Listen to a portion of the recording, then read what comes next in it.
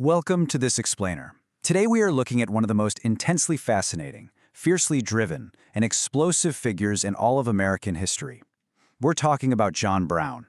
We're going to dig into the historical sources to understand a man whose actions quite literally split a nation in two. It's a legacy that people are still arguing about today. So let's jump right into this. For over a century and a half, people have looked at the exact same historical events and walked away with completely opposite conclusions. Was John Brown a heroic martyr who laid down his very life to destroy the absolute evil of slavery? Or was he, as his critics claim, a violent fanatic? To really understand why he's viewed through such drastically different lenses and to see the man behind the myth, we have to look at what he actually did. Section 1. The Harpers Ferry Raid, a trumpet blast. Let's start right at the climax of his life. It's October 16, 1859, and John Brown is about to make his absolute boldest move. He's planning to invade the South, seize a massive United States federal arsenal at Harpers Ferry, Virginia, and ignite a nationwide liberation movement to free the enslaved. And he attempted this truly monumental task with an army of exactly 21 followers, just 16 white men and 5 black men. I mean, think about that. It was a staggeringly audacious plan against totally impossible odds. Now, the reality on the ground quickly started to diverge from Brown's vision. Initially, they easily captured the armory, even taking high-profile hostages like the great-grandnephew of George Washington. Brown fully expected that once word got out, local enslaved people would swarm to his side and take up arms. But the uprising just never materialized. Instead, local militias pinned them down. Within just 36 hours, U.S. Marines, led by none other than Colonel Robert E. Lee, stormed the engine house where they were hiding. 10 of Brown's men were killed, and the raid totally collapsed. Section 2. Roots of a Radical. The making of John Brown. So you have to ask yourself, how does an ordinary citizen reach the point of leading an armed insurrection? John Brown wasn't born a guerrilla fighter. He was born back in 1800 into a devout Puritan family. From day one, he was taught that slavery was a profound, unforgivable sin against God. For the first 50 years of his life, he was a regular family man. He fathered 20 children. He endured tragic personal losses and multiple business bankruptcies, working as a tanner and a wool merchant. But through all those everyday struggles, his moral compass literally never wavered. He lived his principles every single day. He raised a black youth as his own son, worked tirelessly on the Underground Railroad, and founded the League of Gileads to physically protect escaped slaves from being dragged back into bondage. He genuinely, deeply cared. And this is a really crucial point. Brown's anti-slavery stance wasn't just some political position. It was a divine mandate. An acquaintance of his once noted that Brown was fully convinced he was God's chosen instrument to end slavery. He saw himself kind of like Moses leading the Israelites out of Egypt. To him, the Declaration of Independence and the Golden Rule meant the exact same thing. All men are created equal, period. And he felt a sacred, undeniable obligation to make that equality a reality for everyone. Section 3. Bloodshed in Bleeding Kansas. Now, that deeply held moral conviction takes a sharp turn when we move the timeline forward to 1855.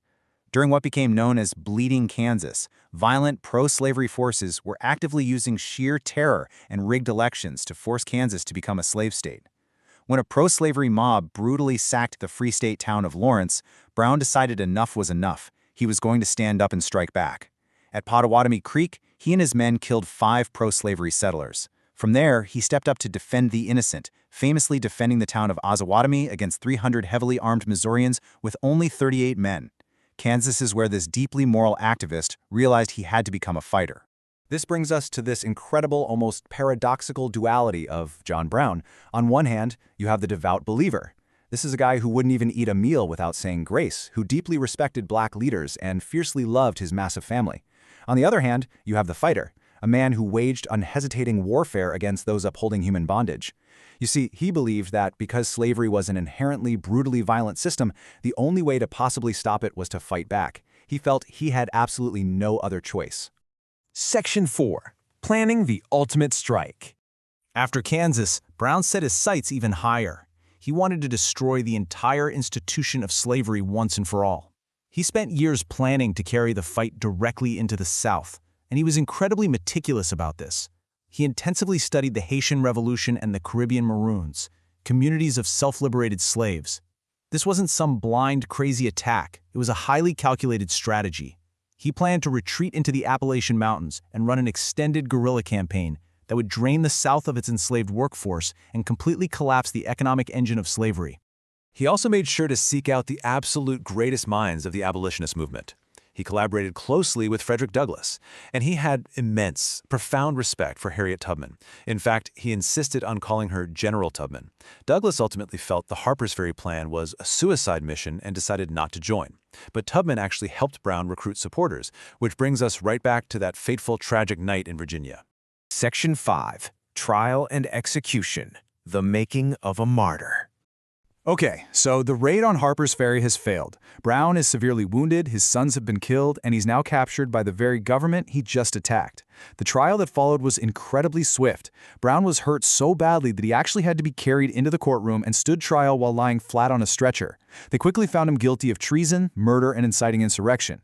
But here's where his incredible resolve really shows. He absolutely refused any rescue attempts from his allies in the North. He realized something incredibly profound about what his impending execution would mean. When he was allowed to speak before his sentencing, Brown didn't beg for mercy. Instead, he delivered a masterful, unyielding defense of his actions. He told the court, "I believe that to have interfered as I have done in behalf of his despised poor is no wrong, but right." He completely owned what he did, speaking directly past the judge and straight to the conscience of the American public. Sitting in his jail cell, he wrote these brilliant, moving letters that ended up being published in newspapers all across the country. He famously wrote, "I am worth inconceivably more to hang than for any other purpose." He fully understood that while his military raid had failed, his death on the gallows was going to be a massive, world-changing victory for the abolitionist cause.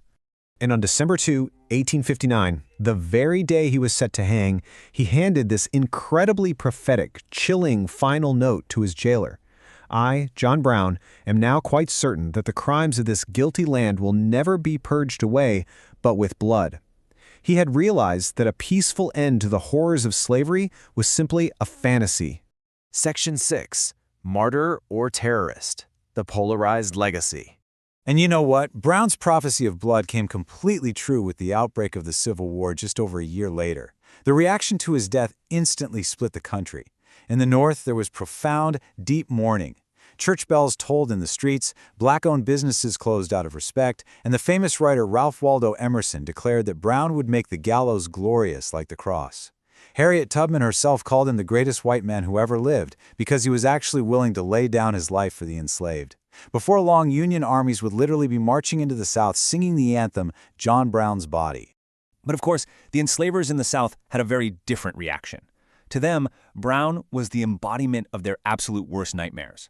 A Northerner coming into their territory to hand out weapons and liberate the people they were holding hostage. His raid terrified the Southern establishment, convincing them they could never be safe within the United States, which dramatically accelerated their push towards secession and the Civil War. Which brings us right back to the modern debate. Was he a heroic freedom fighter? The evidence points strongly to yes. He was fighting a violently unfree society. In the South, there were literally no democratic avenues, no voting, no free speech allowed to peacefully abolish slavery.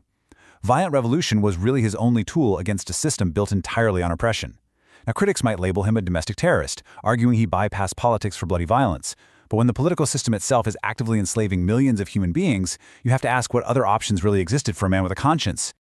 So, we're going to wrap up this explainer with a final provocative thought for you to chew on.